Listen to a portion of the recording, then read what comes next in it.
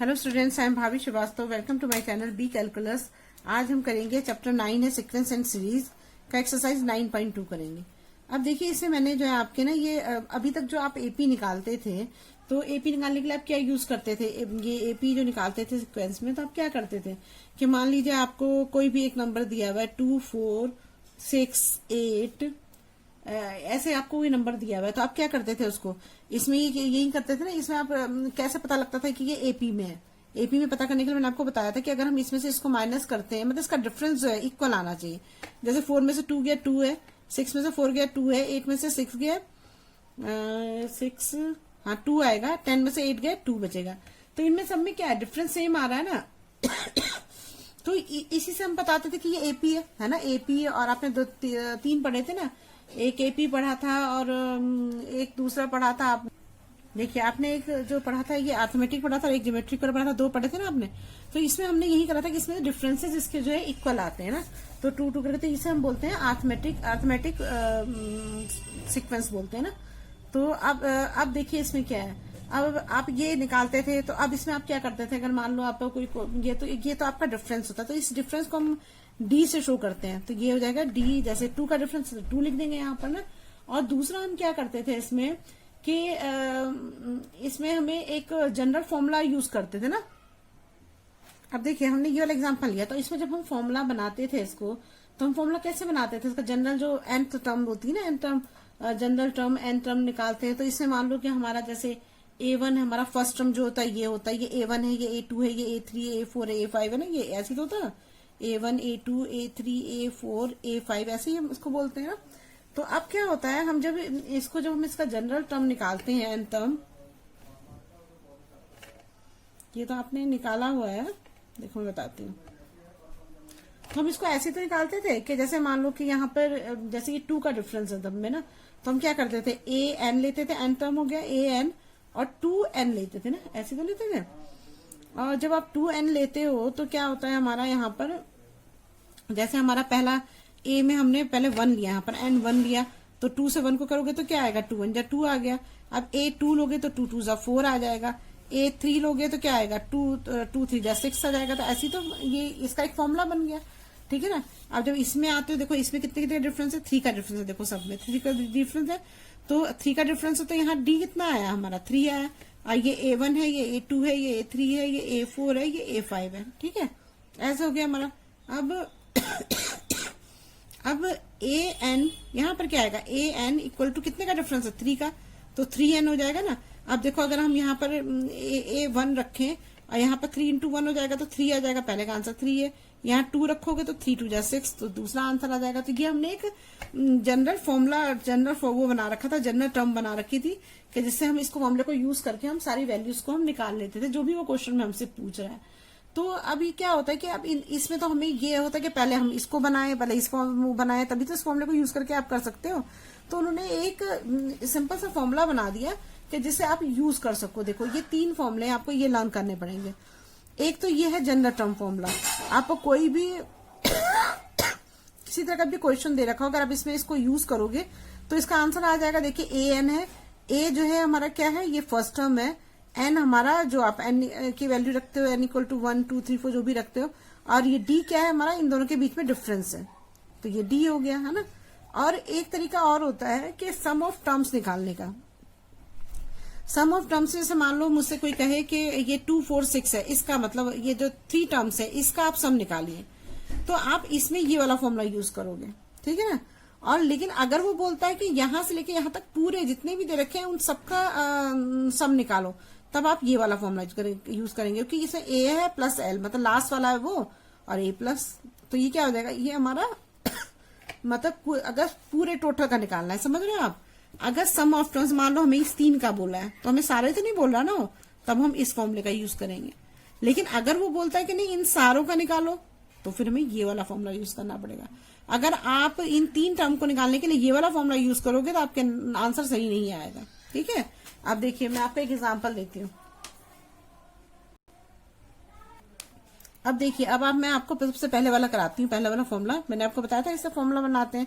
तो मान लीजिए कि हमें यहाँ पर ये वाला फॉर्मूला हम बनाना चाहते हैं, ऐसा फॉर्मूला, मतलब इसको यूज करके हमें फॉर्मूला बनाना है। देखो कैसे बनाएंगे। तो अब देखिए मैं ये वाला फॉर्मूला यूज कर रही हूँ, a n equal to a plus n minus one d ना।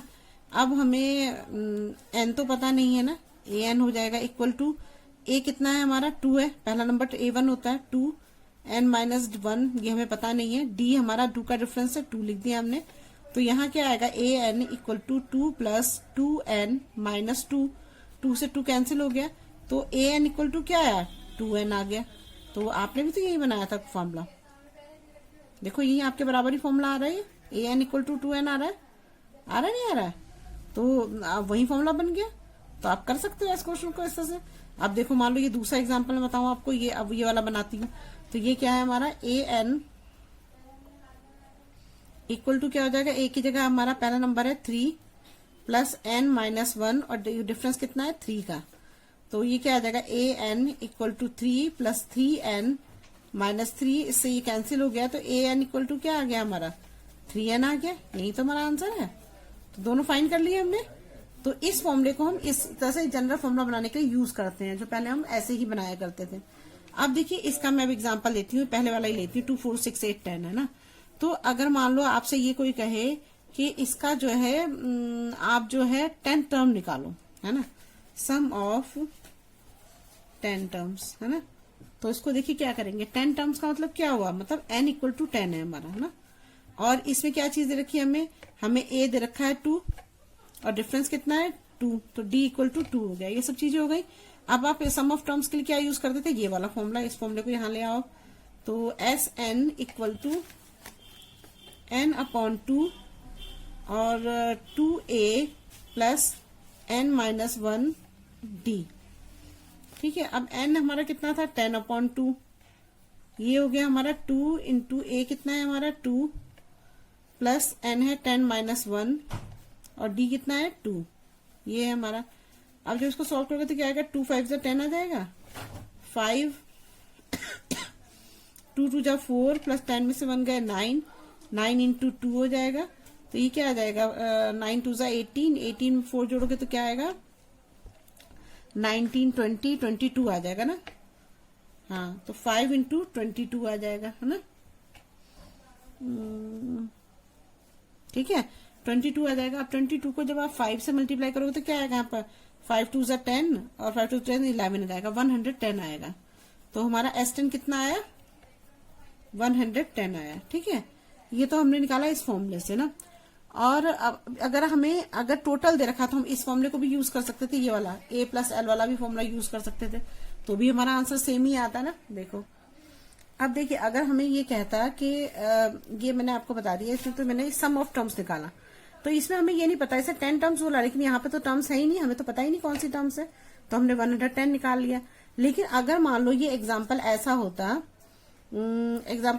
ये 2 4 6 8 10, ये तो हमें पता है ना, इसके आगे कुछ नहीं दिया होता।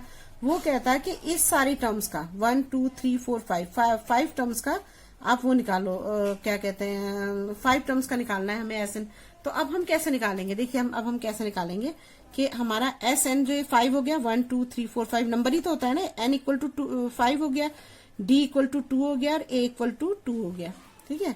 अब हम क्या करते हैं, यहाँ पर ये वाला फॉर्मूला यूज करना है हमको, ये एस एन वाला ना, तो ये हम फॉर्मूला यूज करेंगे, तो S N equal to N upon 2 A plus L. तो अब हमारा एस एन कितना हो जाएगा 5 हो जाएगा, इक्वल टू 5 अपॉन 2 और ए हमारा 2 है और एल कितना है हमारा, एल कितना है लास्ट नंबर होता है ना एल, तो ये हो जाएगा हमारा, तो ये क्या है हमारा, ये हमारा लास्ट नंबर 10 है ना, तो ये हमारा एल भी यहाँ लिखना चाहिए था हमें, एल इक्वल टू 10 है हमारा, ये हो गया हमारा। अब हम क्या करेंगे, S5 इक्वल टू क्या आ जाएगा हमारा, अब ये 5/2 है और ये 10 और 2 कितने हो जाएंगे हमारे 12 हो जाएंगे, तो 2 6 12 आ जाएगा, तो S5 कितना आ जाएगा हमारा 30 आ जाएगा ना। तो अब देखो, अब आप इसको काउंट करो, अब आपका ये टोटल आना चाहिए, सम ऑफ टर्म्स का मतलब क्या, इन सबका टोटल यही आना चाहिए ना।